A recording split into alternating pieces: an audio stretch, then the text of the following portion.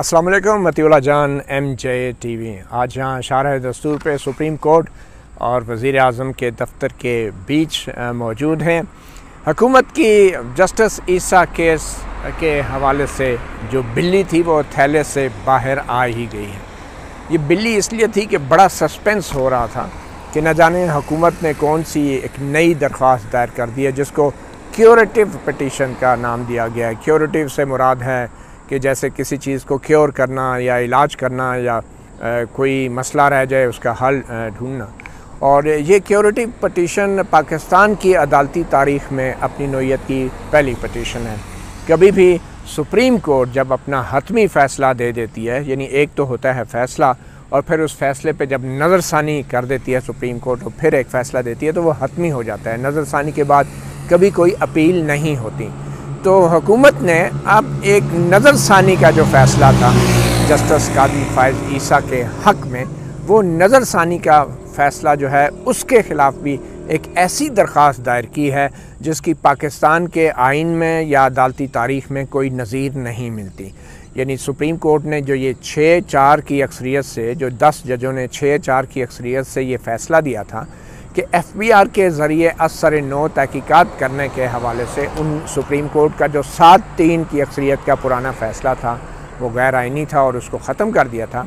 और FBR को भी रोक दिया था कि जो भी रिपोर्ट या जो कुछ भी उन्होंने काम किया है अब उसको ख़त्म तसव्वुर किया जाए जैसे वो किया ही नहीं गया। और आइन के अंदर जब सुप्रीम कोर्ट ये करार दे दे कि किसी भी चीज़ को रिपोर्ट को कलादम करार दे दे, गैर आइनी करार दे दे, तो फिर उस रिपोर्ट की बुनियाद पे मज़ीद कोई कार्रवाई कोई हुकूमती इदारा नहीं कर सकता।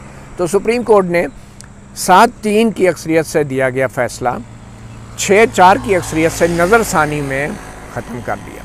और इसमें दिलचस्प बात यह है कि जो 7-3 की अक्सरियत से पुराना फ़ैसला सुप्रीम कोर्ट ने दिया था उस फैसले में कहा गया था कि जस्टिस फ़ाइज़ ईसा के ख़िलाफ़ जो सदर ममलिकत आरिफ अलवी ने जो रेफरेंस भेजा था करप्शन का इल्ज़ाम लगा के, मिसकंडक्ट का इल्ज़ाम लगा के असासे छुपाए थे, वो रेफरेंस सुप्रीम कोर्ट ने कहा कि वो गैर कानूनी और गैर आइनी था और सदर ममलिकत ने अपना एप्लीकेशन ऑफ माइंड नहीं किया और उसमें कानूनी एतबार से वो बायस था, बायस इन लॉ था और कानून के एतबार से वो तासुब का शिकार था।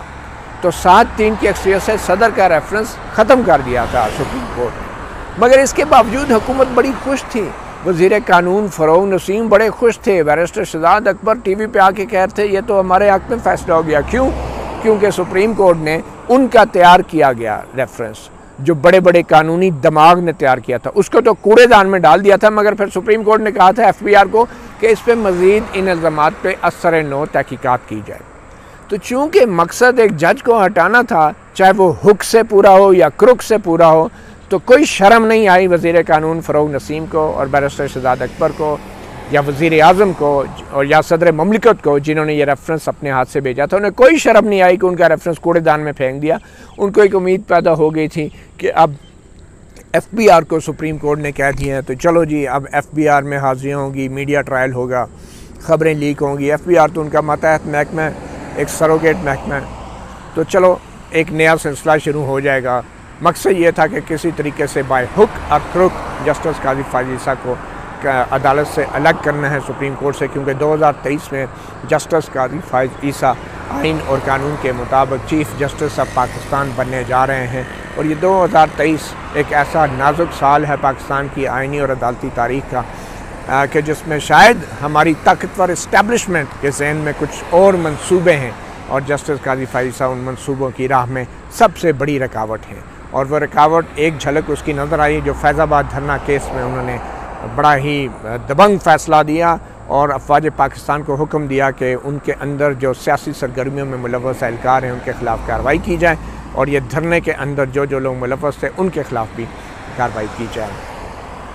तो 2023 इस वजह से अहम था और फ़रोग़ नसीम वज़ीर कानून बजाय इसके कि शर्मिंदा हों कि उनका तैयार करदा रेफरेंस जिसके ऊपर कई 1-1.5 साल से ज़ायद बहस होती रही, मीडिया में ट्रायल होता रहा, वो रेफरेंस कूड़ेदान में फेंक दिया गया। मगर बजाय शर्मिंदा होने के सदर ममलिकत, वज़ीर आज़म, वज़ीर कानून और बैरिस्टर सजाद अकबर बजाय शर्मिंदा होने के, वो जो कहते हैं ना, एक तो चोरी, ऊपर से सीना जोरी, ऊपर से एक और दरख्वास्त डाल दी जिसका आइन और कानून में कोई गुंजाइश ही नहीं, और उसको क्यूरेटिव पटिशन का नाम दे दिया। बजाय इस्तीफ़ा देने के वज़ीर कानून ने यह समझा कि एक और दरख्वास्त डाल दो। तो चौधरी साहब फिर मैं इनकार ही समझा। इतनी बेइज्जती अगर किसी महज़्ज़म माशरे की, किसी जमहूरी हुकूमत के, किसी इज़्ज़त वाले वज़ीर कानून की होती या आइनी अहदेदारों की होती तो वो अभी तक इस्तीफ़ा दे के घर जा चुके होते और माफ़ी मांग चुके होते कौन से। मगर क्या है कि पहले एक जज को निशाने पे था, अब मज़ीद जजेस को निशाना बनाया जा रहा है, और अदलिया को दबाव में लाने के लिए अब एक ये नई क्यूरेटिव पटिशन के नाम से 21 सफ़ात पर मुश्तमिल जो है वो दरख्वास्त दायर कर दी गई है। और अब इस दरख्वास्त के अंदर क्या है, ये कौन सी बिल्ली है, आइए हम आपको थैले से बाहर निकाल के दिखाते हैं कि इस दरख्वास्त में हुकूमत ने क्या किया। ये याद रखिए कि हुकूमत ने जो सदर ममलिकत का, वज़ीर आज़म का इनका पुराना रेफरेंस था, जब कूड़ेदान में सुप्रीम कोर्ट ने उनका वो रेफरेंस डाला तो हुकूमत ने सुप्रीम कोर्ट के उस 7-3 की अक्सरियत वाले फ़ैसले को चैलेंज नहीं किया। यानी सदर ममलिकत के रेफरेंस को जो कूड़ेदान में डाला गया था, बल्कि इन सब को कूड़ेदान में डाला गया था जिन्होंने रेफरेंस बनाया, तो इन्होंने उफ तक नहीं की, उसमें नज़रसानी में चैलेंज नहीं किया। चैलेंज सिर्फ सरीना ईसा ने किया और जस्टिस काजी फ़ाइज़ा ने किया। इस बुनियाद पे सरीना ईसा ने कहा मुझे आपने सुना ही नहीं, मुझे आपने बुलाया नहीं, और आपने FBI को मेरे ख़िलाफ़ मज़ीद इंक्वायरी का हुक्म दे दिया। और जस्टिस ईसा ने भी ये कहा कि ये फ़ैसला दुरुस्त नहीं है, मज़ीद इंक्वायरी का फ़ैसला दुरुस्त नहीं है। हुकूमत ने इसको चैलेंज नहीं किया था उस फैसले को, क्योंकि वो खुश थे कि चलो मज़ीद इंक्वायरी तो होगी। और अब इस 21 सफ़ात पर मुश्तमिल पटिशन में हुकूमत क्या शगुफ़े छोड़ रही है, क्या लतीफ़े सुना रही है, वो भी हम आपको बता देते हैं। तकरीबन ये वो 21 सफ़ात की दरख्वास्त है जो बुनियादी तौर पे रजिस्ट्रार सुप्रीम कोर्ट के उस फैसले के ख़िलाफ़ है। वो रजिस्ट्रार होता है ना, पहले दफ्तर जायज़ा लेता है आइनी दरख्वास्तों का कि ये सुप्रीम कोर्ट के जजों के सामने रखने के भी काबिल है या नहीं। तो पहले सुप्रीम कोर्ट रजिस्ट्रार ने इस दरख्वास्त को इस काबिल ही नहीं समझा कि सुप्रीम कोर्ट के जजों के सामने रखा जाए। रजिस्ट्रार ने कहा कि पाकिस्तान के आइन और कानून के मुताबिक ये गुंजाइश ही नहीं है कि जब सुप्रीम कोर्ट नज़रसानी में अपना हतमी फ़ैसला दे दे, अपने फ़ैसले पर नज़रसानी करने के बाद तो फिर दोबारा से उस फैसले पे एक तीसरी नज़र डाले। तो रजिस्ट्रार ने जो ये दरख्वास्त थी, जिसको वज़ीर कानून फ़रोग़ नसीम ने एक अनोखा नाम दिया था क्यूरेटिव पटिशन का, उसको उठा के बाहर फेंका था, उस पर एतराज़ात लगाए थे। तो उन कानून में ये होता है कि एतराज़ात के ख़िलाफ़ फिर आप अपील दायर कर सकते हैं, और वो अपील फिर चैम्बर में एक जज सुनता है। अब वो एक जज जो है, ये जो 21 सफ़ात की अपील फ़ाइल की गई है, वो एक जज कौन होगा? क्या वो अक़लियती फ़ैसला करने वाले जस्टिस उमर अताब बंदियाल होंगे कि जिन्होंने जो अक़लियत में थे सुप्रीम कोर्ट के हतमी फ़ैसले नज़रसानी के केस के फ़ैसले में 4 जजों के साथ थे, और जो जस्टिस काजी फ़ाइज़ा के ख़िलाफ़ FBR की तहकीकात को जायज़ करार देते वो 4 थे? या फिर वो जज जो चैम्बर में फ़रोग़ नसीम की और हुकूमत की दरख्वास्त सुनेगा वो अक्सरियती जजों में से होगा, 6 जजों में से होगा? या फिर इन 10 के 10 जजों में से वो जज कोई नहीं होगा, एक नया जज होगा, और वो कौन होगा? अब ये भी एक बहुत बड़ा सवाल होगा। मगर इस आइनी दरख्वास्त में कहा क्या गया है आपको बता देते हैं। इस दरख्वास्त में जो फ़रीक हैं, जो दरख्वास्त गुज़ार हैं, वो पहले वो पढ़ के सुना दें। सदर ममलिकत Pakistan, president house, constitution avenue, जिनके रेफरेंस को कूड़ेदान में डाला गया था, अब वो भी मैदान में आ गए हैं। पहले जो है उन्होंने अपील नहीं की थी अपने रेफरेंस की बेइज्जती होने पर, सुप्रीम कोर्ट में नज़रसानी नहीं फ़ाइल की। फिर है फेडरेशन ऑफ पाकिस्तान भी आ गई हैं। फिर Imran Khan son of late Ikramullah Khan Niazi the prime minister of Pakistan, वो भी उन्होंने भी दरख्वास्त डाल दी हैं। फिर है Farogh Naseem son of late Mohammad Naseem वफाकी वज़ीर कानून, वो भी। फिर Mirza Shahzad Akbar adviser on accountability prime minister office, वो भी आ गए। फिर Ziaul Mustafa Naseem legal expert asset recovery unit. अब ये सारे दरख्वास्त गुज़ार जो हैं सदर पाकिस्तान, और इन दरख्वास्त गुज़ारों में अब कोई फ़र्क नहीं है। मतलब थोड़ी सी जो इज़्ज़त थी रियासती सरबराह की, वो भी अब इसमें नहीं रही। वो जो कहते हैं ना हाथी के पाँव में सबका पाँव, यहाँ पे सदर ममलिकत का वही लेवल आ गया है कि जो ज़ियाउल मुस्तफ़ैन लीगल एक्सपर्ट हैं, एसेट रिकवरी यूनिट का कोई सरकारी मुलाज़िम है। अब ये सारे दरख्वास्त गुज़ार बन गए। होना तो ये चाहिए था कि फ़ेडरेशन ऑफ पाकिस्तान अपील करती और फेडरेशन में सदर ममलिकत भी आता है, मगर यहाँ पर सब अलग-अलग दरख्वास्त गुज़ार बन गए, और बहुत सौ को अभी जाग आई है कि इनको दरख्वास्त करनी चाहिए थी। अब ये जिनको उन्होंने फ़रीक बनाया है, जिनके नाम ये दरख्वास्त है, जो मुद्दा लाए हैं, वो हैं जस्टिस काजी फायजीज़ साहब, फिर अनवर मंसूर खान साबिक़ अटॉर्नी जनरल, उनको भी फ़रीक बना दिया है।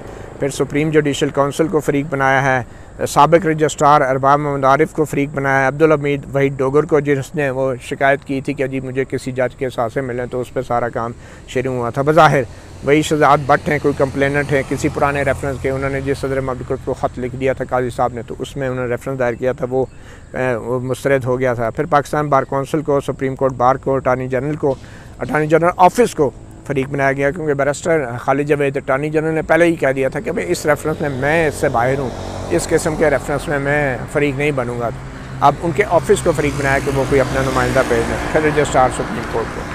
तो अब जो 43 नुकात उठाए हैं वो भी बड़े दिलचस्प हैं, अगर वो मैं आपको पढ़ के बता दूँ। पहले तो उन्होंने ये वाज़ेह किया कि ये जो हमारी दरख्वास्त है ये रजिस्ट्रार के एतराज़ात के ख़िलाफ़ है, और उन्होंने ये उसमें साबित करने की कोशिश की है कि ये जो क्यूरेटिव पटिशन होती है सुप्रीम कोर्ट के हतमी फ़ैसलों के बाद भी, ये भारत में जो है एक फ़ैसले में भारतीय सुप्रीम कोर्ट ने इसकी इजाज़त दी थी। और इस क्यूरेटिव का मकसद बकौल फ़रोग़ नसीम के और सदर ममलिकत के, वज़ीर आज़म के, इसका मकसद ये नहीं है कि सुप्रीम कोर्ट अपनी नज़रसानी की फ़ैसले के ऊपर दोबारा नज़रसानी करे। वो कह रहे हैं हम तो सिर्फ आपके सामने ये इंफॉर्मेशन रख रहे हैं, और अगर सुप्रीम कोर्ट इस इंफॉर्मेशन को मुनासिब समझे तो उस पर सुओ मोटो ले लें, सुओ मोटो लेकर अपने फ़ैसले बदल दें, अपने फ़ैसले जो हैं हतमी फ़ैसले जो हैं सुओ मोटो में लेके बदल दें। और किन बुनियादों पे बदलें?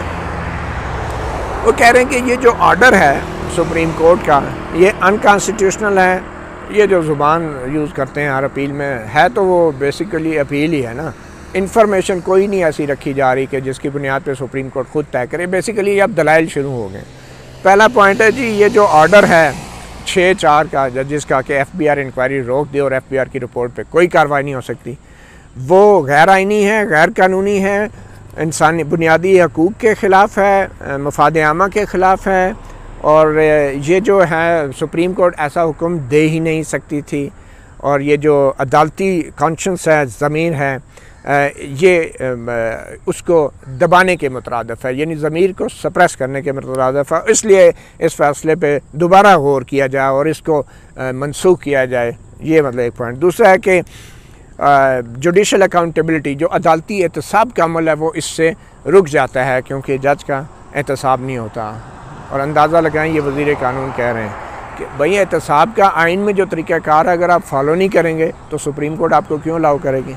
अगर आप गैर कानूनी तौर पे जासूसी करेंगे जजों की और जो है सरकारी मुलाजमों के ज़रिए इन्वेस्टिगेशनें कराएंगे, जबकि ये हक़ सुप्रीम जुडिशल काउंसिल का है, तो फिर सुप्रीम कोर्ट क्यों जो है आपको इजाज़त देगी? और आप कह रही हैं जजेस का एहतसाब इससे रुक रहा है। जजेस का एहतसाब नहीं, जजेस को इंतकामी कार्रवाई बनाने को रोकने के लिए सुप्रीम कोर्ट का ये फ़ैसला मौसर है। दोबारा कोई सरकारी हुकूमत जुर्रत ना कर सके कि जजों की जासूसी की जाए और गैर आइनी तौर से मीडिया में उनका ट्रायल किया जाए और गलत तरीके से उनके ख़िलाफ़ रेफरेंस तैयार किए जाएँ विदाउट एप्लीकेशन ऑफ माइन।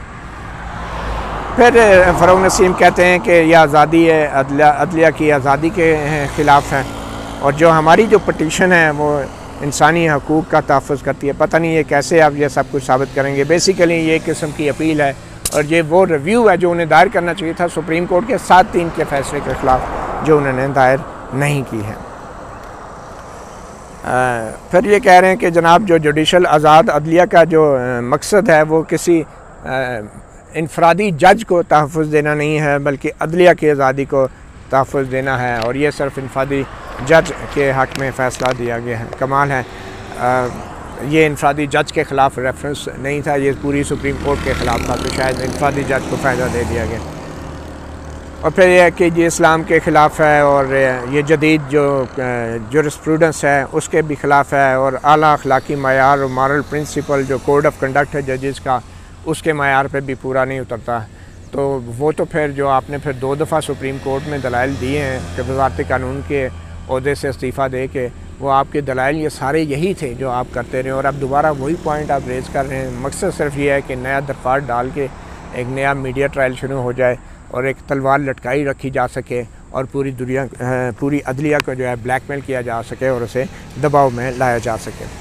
तो ये सारे कानूनी नुकात हैं, और इसमें कहा गया है कि ये जो सुप्रीम कोर्ट का फ़ैसला है इससे सुपीरियर कोर्ट के जो जज हैं उनको एक छूट दे दी गई है, और फिर अब किसी जज से उसकी जो अहलिया हैं या उनके अहल खाना के असासों के बारे में नहीं पूछा जा सकेगा। अब ये भी बड़ी ही गलत बयानी है।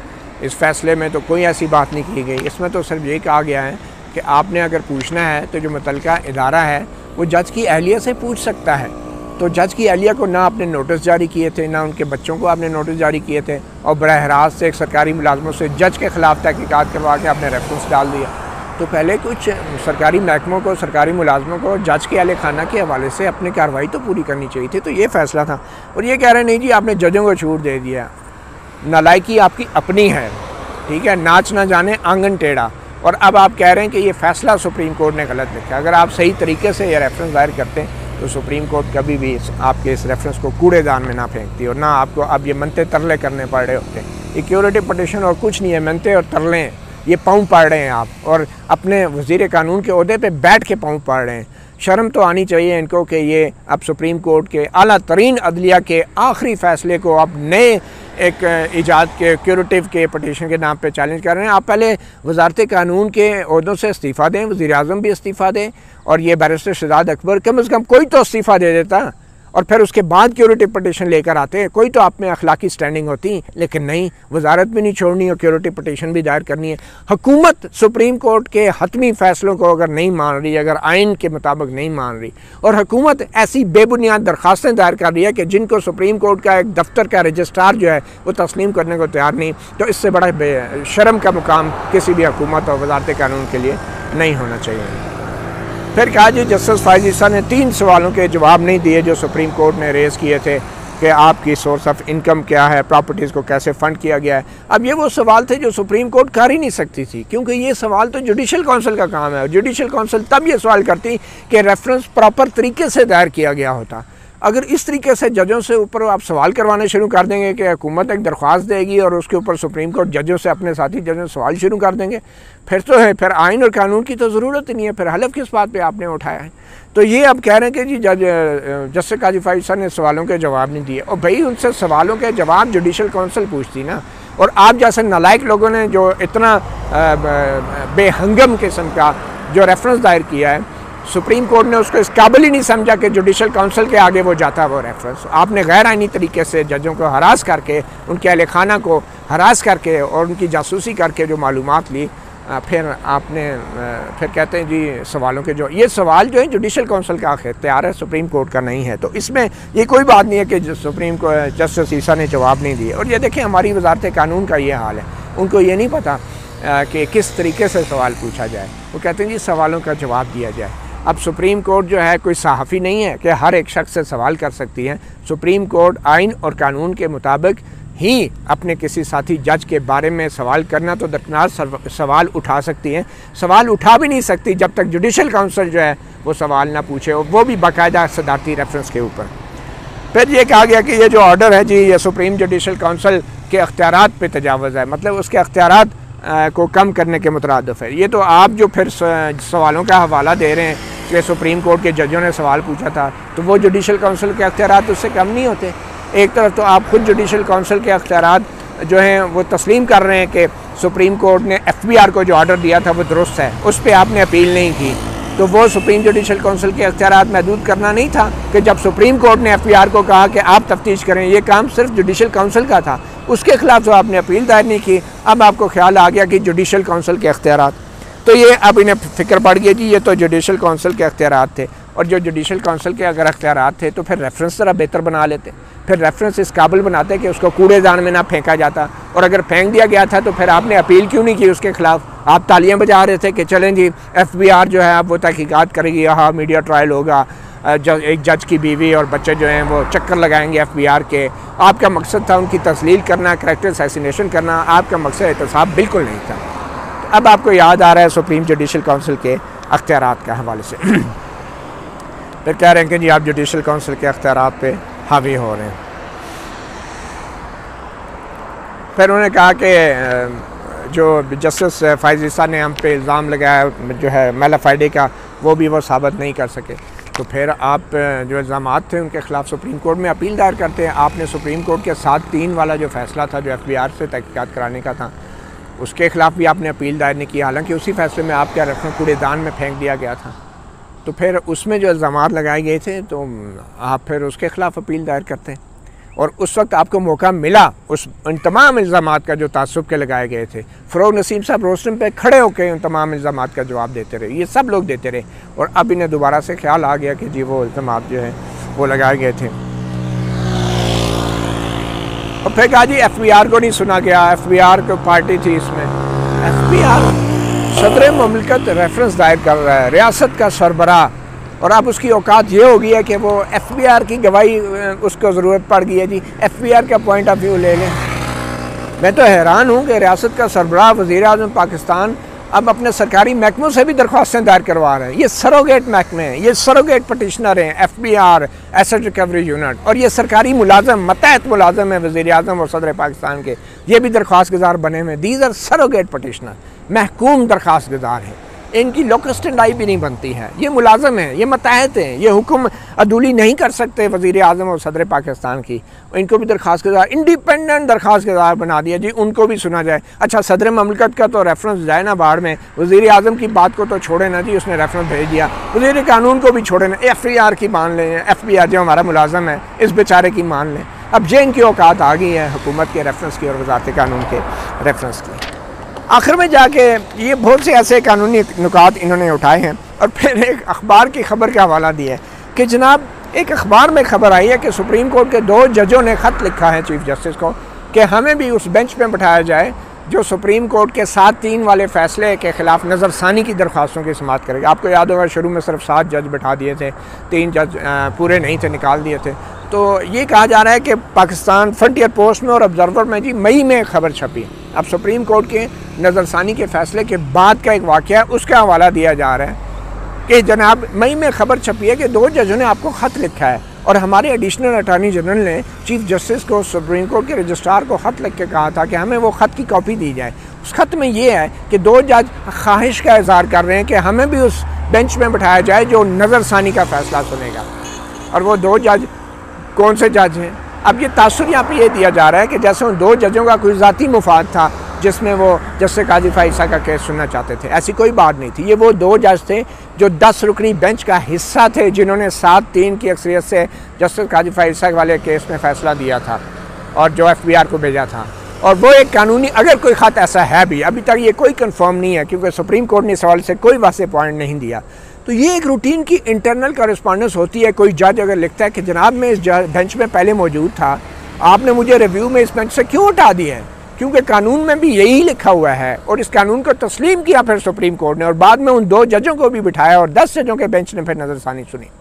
तो जब सुप्रीम कोर्ट ने आईनी और कानूनी तौर पे एक नुक्ते को तस्लीम कर लिया है कि उन तमाम वही जज नज़रसानी सुनेंगे जिन्होंने सुप्रीम कोर्ट का फ़ैसला दिया था, तो फिर उसके बाद 2 जजों ने लेटर लिखा है या 6 जजों ने लेटर लिखा है, इससे क्या फ़र्क पड़ता है।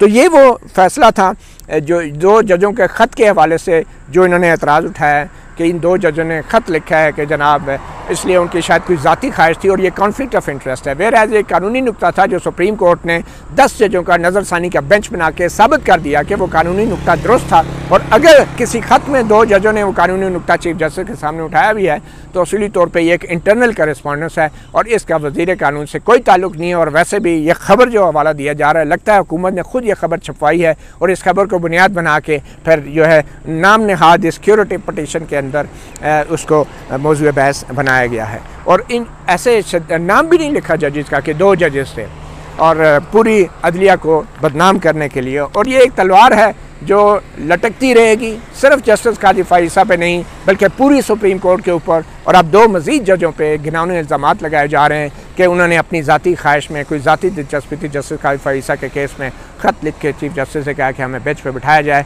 जबकि ये कानूनी नुक्ता था। अगर किसी ने ख़त लिखा भी है तो वो 10 के 10 जजेस जो हैं नज़रसानी सुन सकते थे जिन्होंने पहले अपना फ़ैसला दिया था, और फिर सुप्रीम कोर्ट ने तस्लीम किया और 10 के 10 जजेस का बेंच बनाया, और लगता है कि वो 2 जजेस भी उसमें शामिल हैं। तो ये थी हुकूमत पाकिस्तान की क्यूरेटिव पटिशन, एक इलाज की पटिशन। मैं तो समझता हूँ कि ये क्यूरेटिव या इलाज की पटिशन नहीं है, ये एक बीमारी है। ये एक बीमारी है जो हमारे निज़ाम को लगी है, और इस बीमारी का नाम है barrister Farogh Naseem, Shahzad Akbar, prime minister Imran Khan और सदर ममलकत आरिफ अलवी, जो अपने ओहदों की इज़्ज़त और तकरीम का भी जिनको एहसास नहीं है और अपने ही सुप्रीम कोर्ट के हतमी फ़ैसले को गैर आइनी तरीके से उन फैसलों को चैलेंज करके दरख्वास्तें डाल के अपनी अदलिया का मीडिया ट्रायल कर रहे हैं। मतीउल्लाह जान MJ TV से इतना ही, इजाज़त दीजिए, अल्लाह हाफ़िज़।